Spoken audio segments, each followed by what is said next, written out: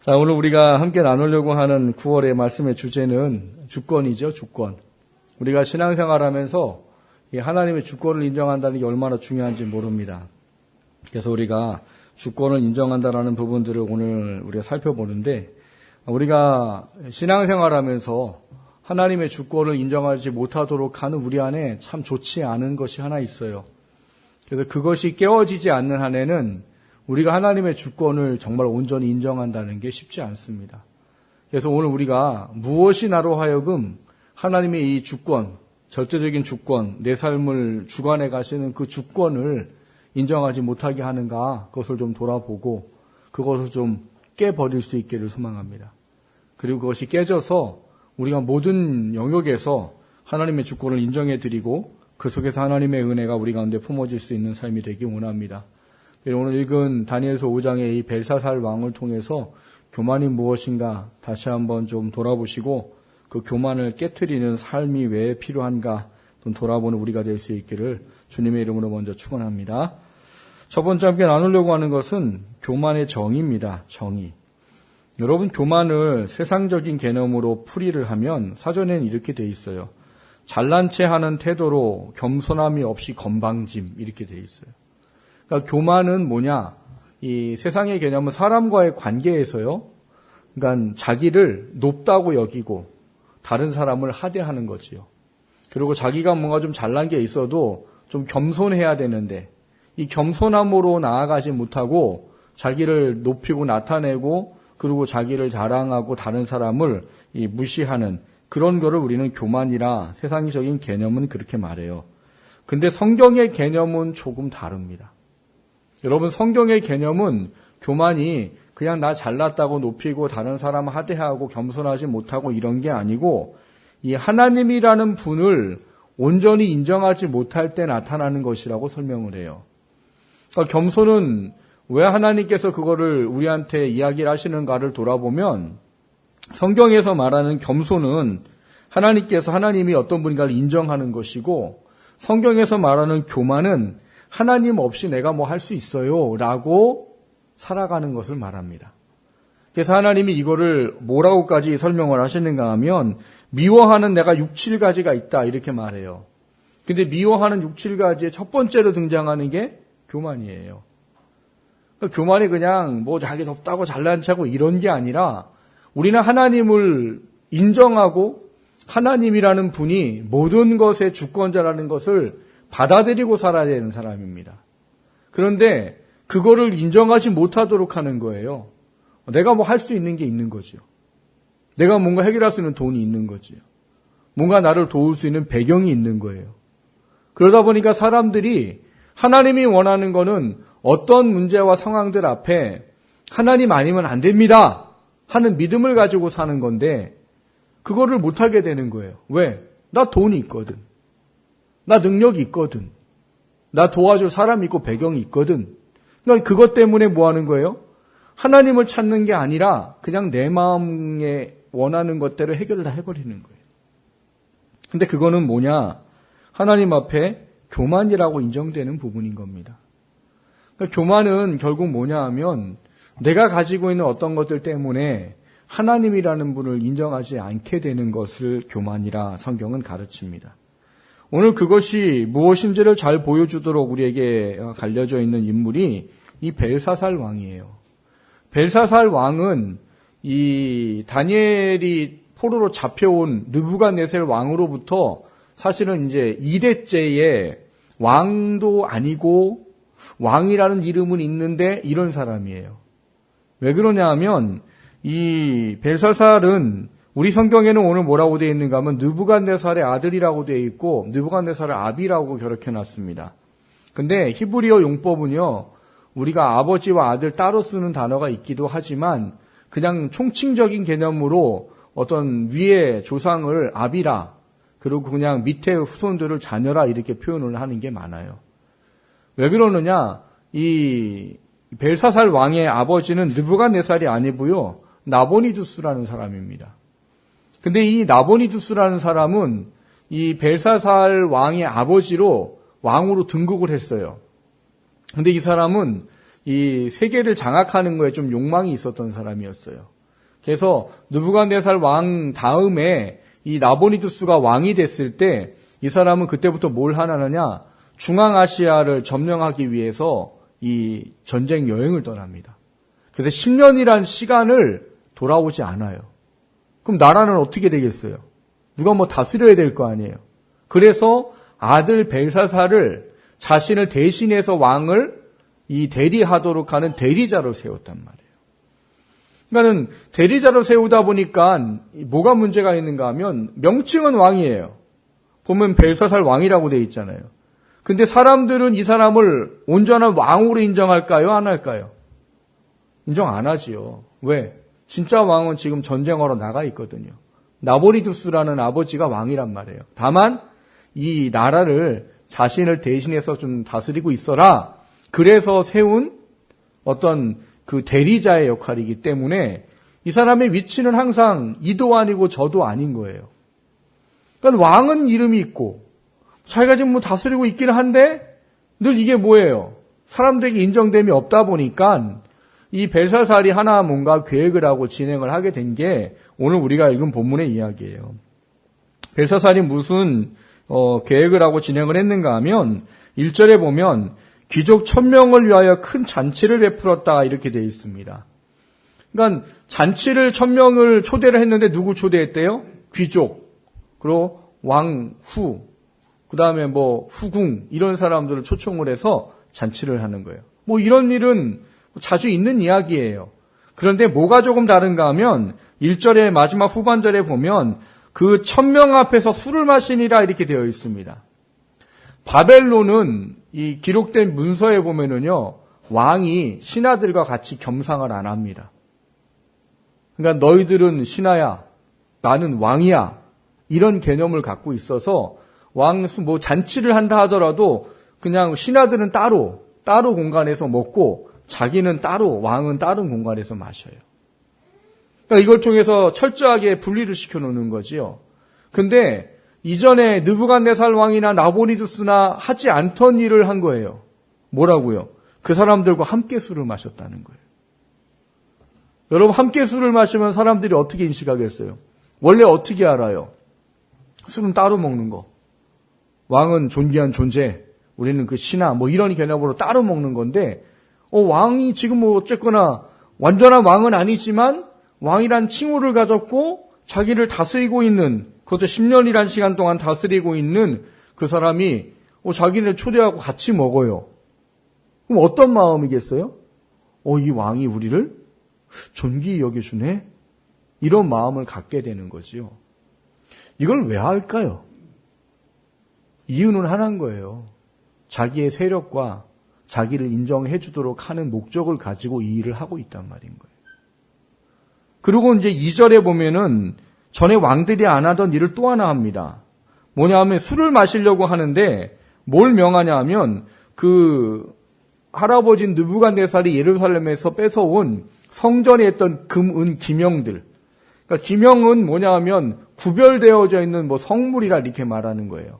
그러니까 하나님께 드려진 걸 성물이라고 말하죠. 그러니까 그 성물을 다 뺏어왔단 말이에요. 그 뺏어온 거는 예언되어 있는 이야기예요. 히스기야 왕이 하나님 병 낫게 해줬을 때 그가 하나님 나 병 낫게 해주면 내가 하나님의 영광을 세상에 드러내겠습니다라고 말해놓고 바벨론 사람들이 이제 왔어요. 병 나았다고 이제 사신을 받아서 왔어요. 그랬더니 이 히스기야가 뭘 했대요? 나라의 국고를 보여주고 자기 개인 내탕고를 다 보여준 거예요. 그걸 왜 보여줘요? 바벨론 사람들 사신들한테 우린 이래 하고 자랑을 해버린 거예요.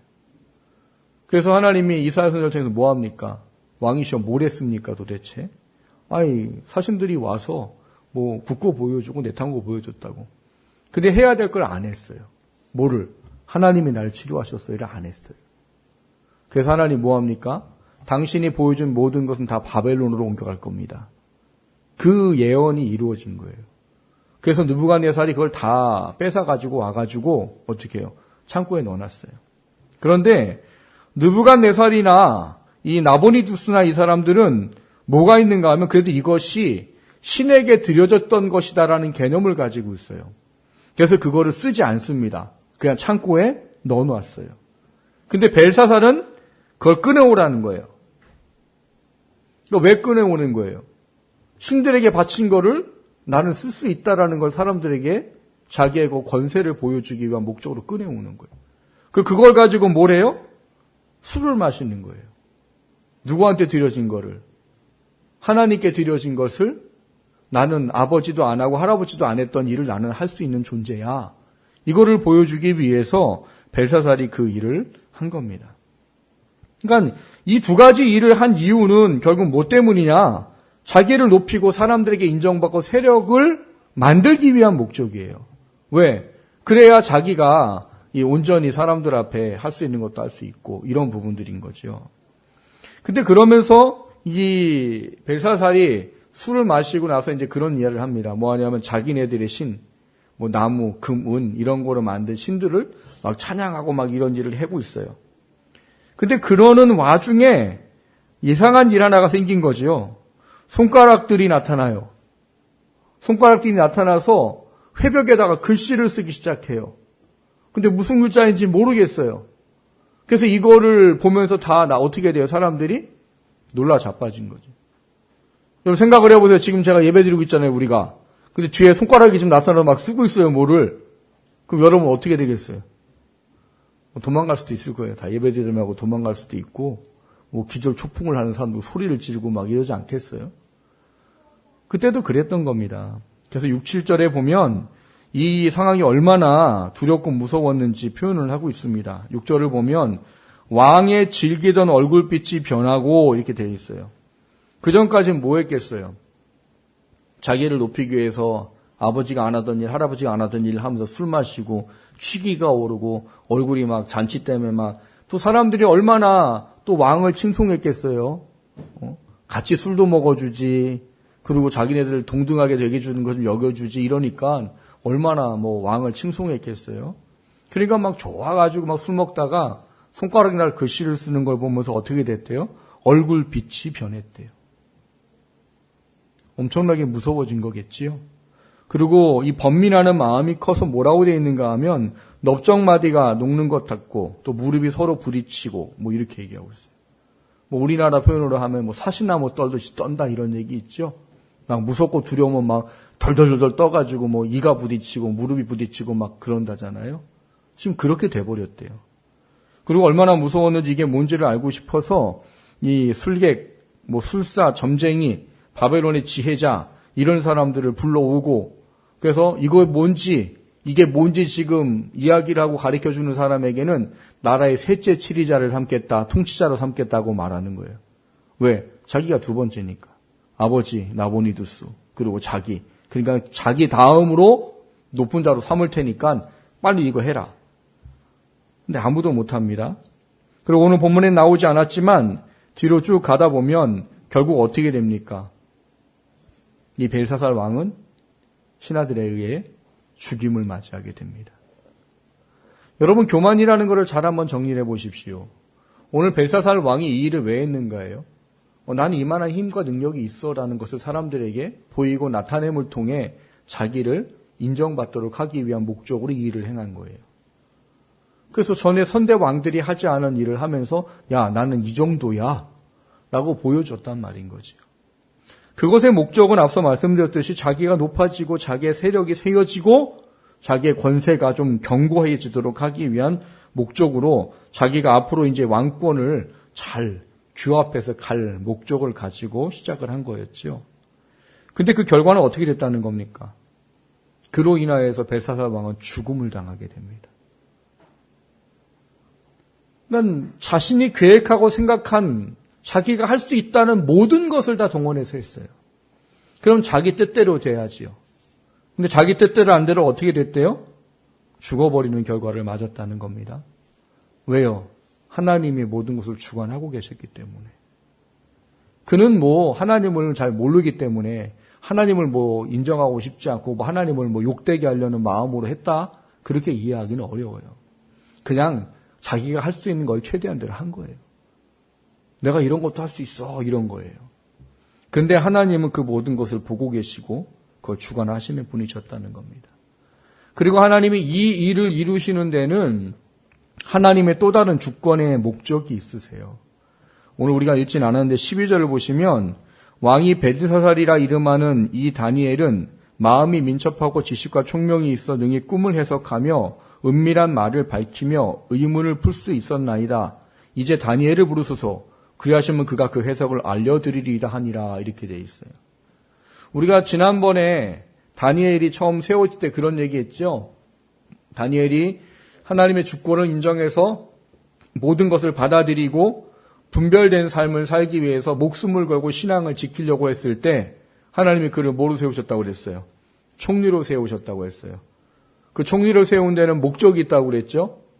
70년의 포로 기간이 지나고 나서 이스라엘의 성전을 회복하고 성벽을 재건하도록 하는 데에 이 다니엘을 사용하기 위한 뜻이었어요. 그런데 왕이 바뀌었잖아요, 지금. 바뀌고 나니까 다니엘이 어떻게 된 거예요? 또 좌천하다시피 된 것 같아요, 지금. 왜냐하면 지금 술객과 박사와 지혜자를 불러라 하는데 지금 그 자리에 없어요, 지금.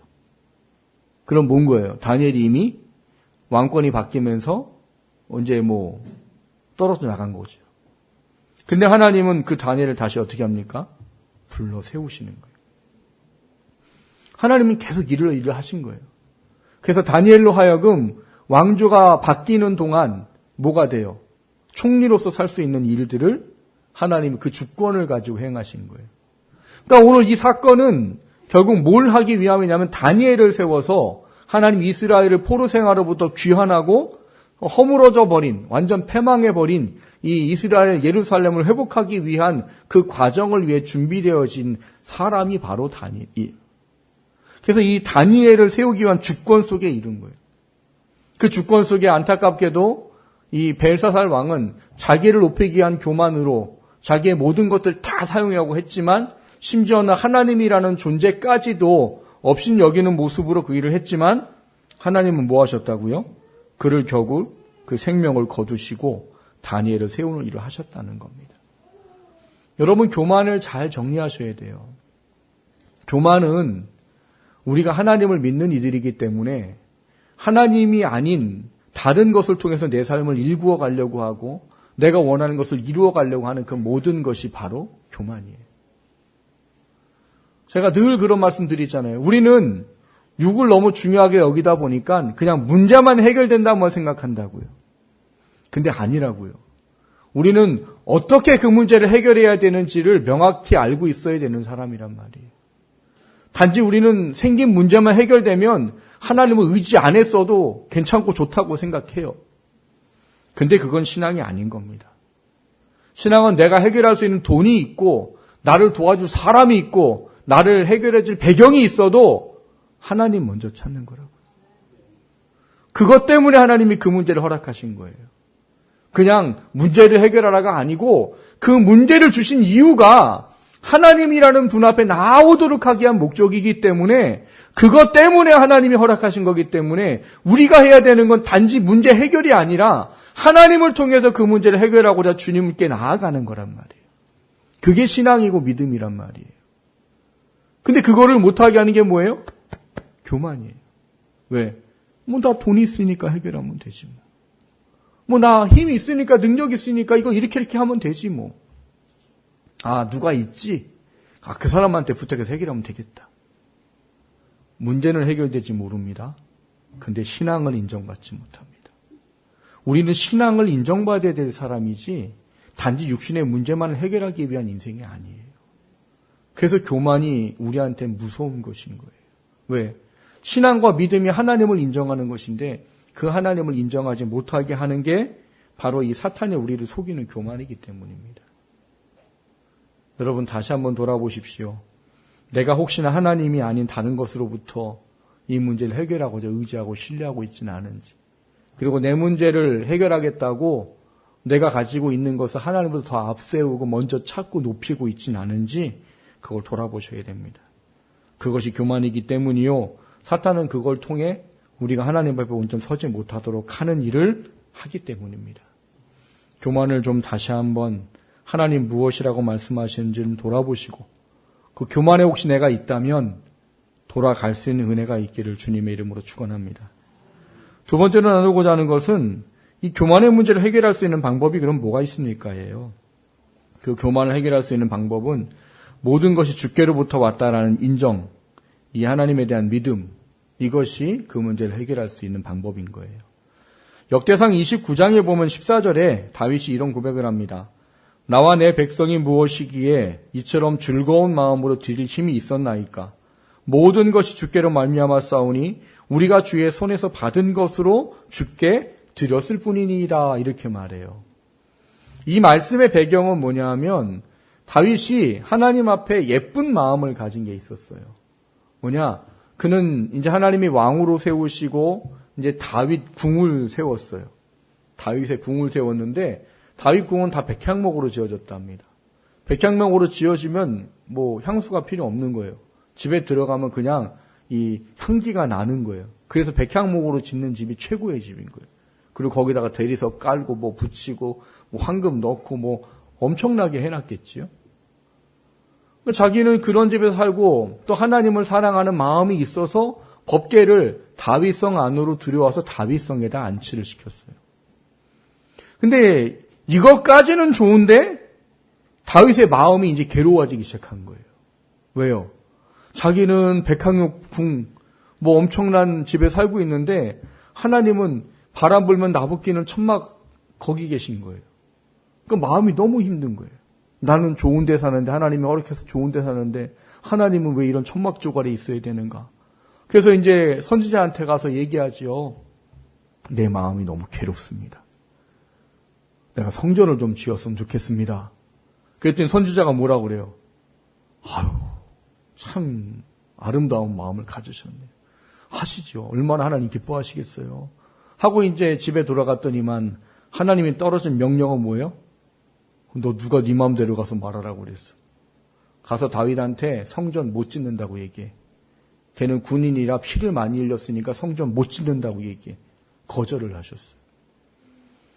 여러분 생각을 해보세요.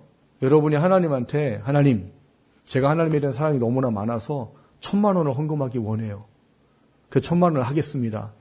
그랬더니 하나님 저한테 음성이 떨어졌어요. 헌금하지 말라고 해라. 그러면 여러분 어떠시겠어요? 돈 굳었다고 좋아하시겠어요?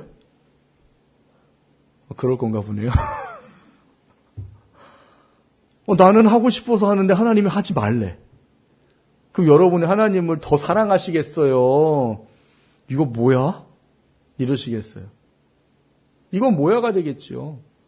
나는 사랑해서가 하기 힘든 그 1,000만 원을 하겠다고 하는데 하나님이 어느 날 목사님한테 얘기해가지고 하나님 당신 돈 안 받는답니다. 하지 말랍니다. 거절당했어요. 그럼 돈 굳는 건 돈 굳는 거지만 내 마음이 어떻겠냐고요. 나 하나님 사랑해서 하려고 했는데 그 사랑이 거절당한 것 같은 거잖아요. 다윗이 그런 거잖아요. 근데 다윗은 어떻게 해요? 감사합니다, 하나님한테. 하나님 약속을 해주신 게 있거든요. 비록 자기가 성전 건축하는 거는 거절당했지만 그래도 하나님이 자기의 후손들을 세우시겠다는 그 놀라운 언약 앞에 감사합니다를 외치는 사람이었어요. 그런데 다윗은요, 마음이 정말 하나님을 향해요. 다윗은 성전 건축을 못하지만 그 뒤로 뭘 하는 줄 아십니까? 솔로몬이 어리다고 생각을 하고 하나님의 성전을 사모하는 마음을 가지고 성전 건축에 필요한 대부분의 것들을 다 다윗이 준비합니다. 솔로몬은 사실 건축만 했어요. 나머지는 다 누가 한 거예요? 다윗이 했어요. 성전을 어떻게 지어야 하는지 설계도까지도 하나님이 다윗에게 보여주셔서 그 설계도를 그리게 하셨고, 이 방금 아까 말씀을 드렸던 역대상 29장에 보면 하나님을 위해서 엄청난 것을 준비해요. 근데 거기에 있는 준비된 것들을 보면은요, 엄청나요. 여러분 한 달란트, 달란트 비유 아시잖아요. 한 달란트가 얼마나 되는 돈인 줄 아십니까? 지금 우리의 가치로 환산하면은요, 한 3억 6천 되는 돈이에요, 한 달란트가. 한 달란트 받은 사람이 나는 조금 받았으니까 이거 갖고 뭘 장사해 이런 것 같으시죠? 한 달란트가 3억 6천 정도 되는 돈이에요. 지금 3억 6천 주면 장사하겠어요, 안 하겠어요? 내포시 땅값도 비싸고 임대료도 비싸지만 해요. 3억 6천이 얼마나 큰 돈인데. 근데요, 다윗은 하나님한테 몇백 달란트를 드렸답니다. 금 몇백 달란트, 은 몇백 달란트, 놋 몇백 달란트를 드렸어요. 아마 자기 거 다 드렸는지도 몰라요. 근데 그걸 드리고 나서 고백한 게 지금 14절에 방금 읽어드린 말씀이에요. 하나님, 우리가 주의 손에서 받은 것으로 주께 드렸을 뿐입니다. 이 고백을 한 사람이. 이와 똑같은 고백을 하는 사람이 한 명 더 있습니다. 짐작이 가세요? 누군지? 욥이에요. 욥. 욥 1장 2절 3절에 보면 이런 말씀이 있어요. 그에게 아들 7과 딸 3이 태어나니라. 그의 소유물은 양이 7,000마리요 낙타가 3,000마리요 소가 500결이요 암나귀가 500마리며 종도 많이 있었으니 이렇게 되어 있어요. 그래서 이 동방의 의인이요 부자가 욥인 거지요. 근데 이 동방의 부자였던 욥이 하루아침에 어떻게 됩니까? 자녀 10명 다 죽었습니다. 그 자기가 갖고 있는 재산 하루아침에 다 날아갔어요.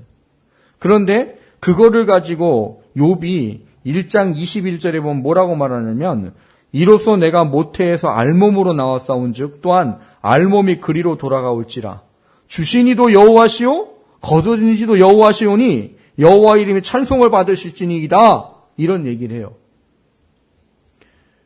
아멘 하신 분도 계시는데 이게 가능해요?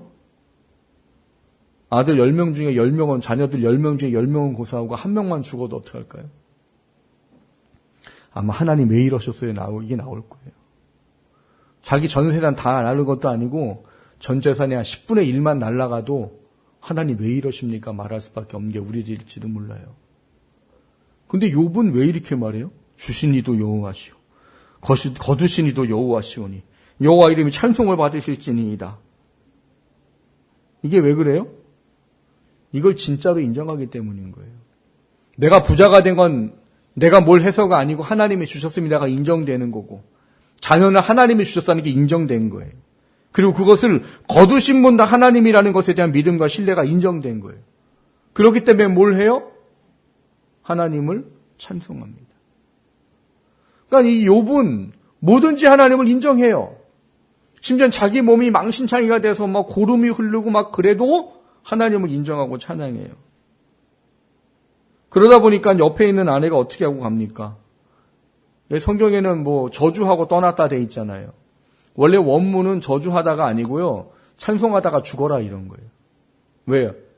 이 사람은 뭔 일이만 있어도 찬송하는 거예요. 자녀들 다 죽었는데 찬송해. 돈 다 없었는데 찬송해. 그리고 뭐 자기 몸 완전 망신차가 됐는데도 뭐해? 찬송해. 그러니까 이 아내가 어떻게 하는 거예요? 열받는 거예요. 열받으니까 어떻게 해요?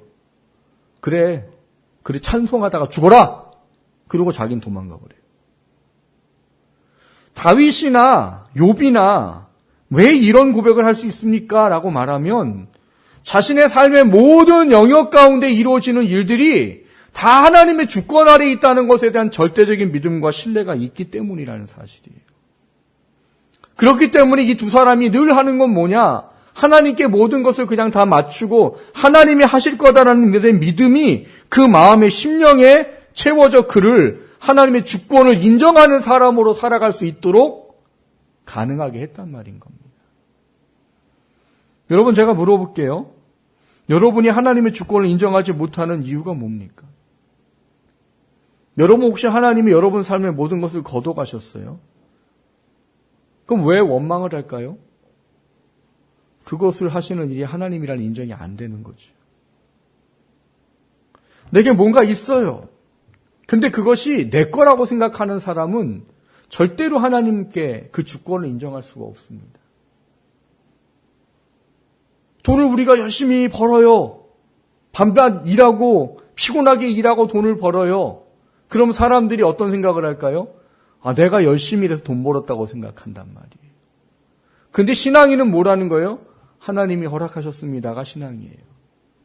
그게 안 되면 절대로 하나님한테 아무것도 할 수가 없습니다. 내가 뭔가 능력이 있어요. 내가 노력하고 아니면 공부하고 뭘 해가 내가 능력을 갖췄어요. 근데 그 능력을 하나님께서 이루어졌다는 고백이 안 되는 사람은 그것을 쓸 때 결코 하나님이라는 분을 의지하든지 영광을 돌리든지를 하지 못한다는 말인 거예요.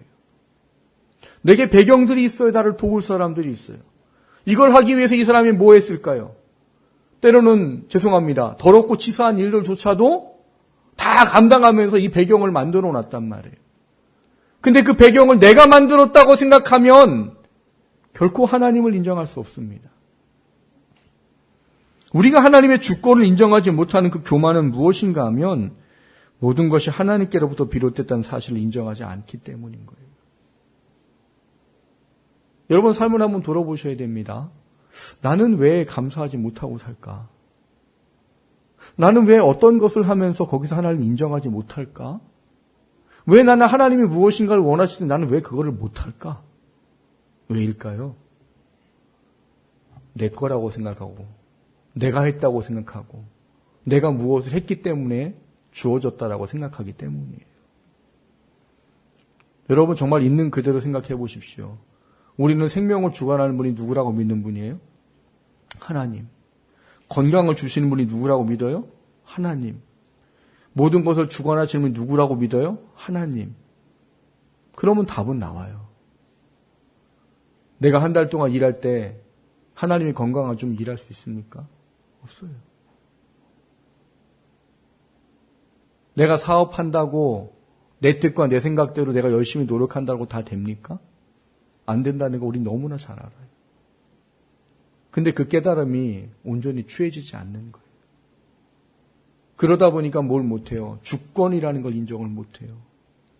여러분 주권을 인정 못하면 벨사살과 같은 삶의 모습을 살 수밖에 없습니다.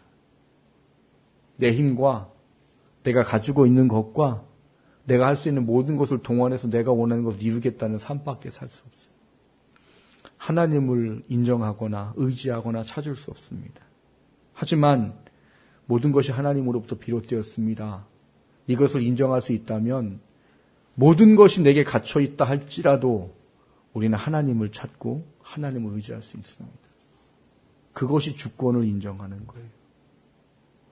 사랑하는 성도 여러분, 신앙생활을 정말 잘하셔야 됩니다. 문제를 해결하기 위해서 신앙생활을 하지 마십시오. 하나님께 인정받기 위해서 신앙생활을 해야 됩니다. 그리고 하나님 앞에 온전히 인정되어지면 오늘 다니엘을 세우던 주권을 행하셨듯이 우리의 삶에도 그렇게 하세요.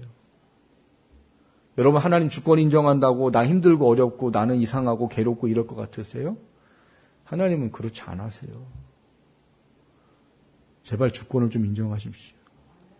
여러분이 피땀 흘려 번 돈이라고 하더라도 그거 하나님 은혜 없으면 구할 수 없다는 걸 아셔야 돼요. 내가 뭔가 열심히 부지런히 공부하고 노력하고 열심히 일했다고 하더라도 하나님이 허락해 주지 않으면 우리에게 소유되지 않아요. 그게 비록 소유됐다 할지라도 하나님이 거둬가시면 없는 겁니다. 주권을 인정하십시오. 그리고 그분이 원하는 것에 서십시오. 그럼 우리 삶도 그분이 만드실 겁니다.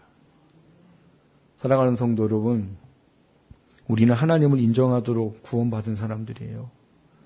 우리는 하나님을 영광을 돌리고 그분을 나타내도록 하기 위해 구원받은 사람들입니다. 그런 우리들이 왜 하나님을 높이지 못하고 있는지를 그 교만이라는 것을 찾으셔야 돼요. 내가 왜 하나님을 모든 것에서 신뢰하지 못하고 있는지를 교만에서 찾으셔야 됩니다. 그리고 그 교만을 버리셔야 돼요.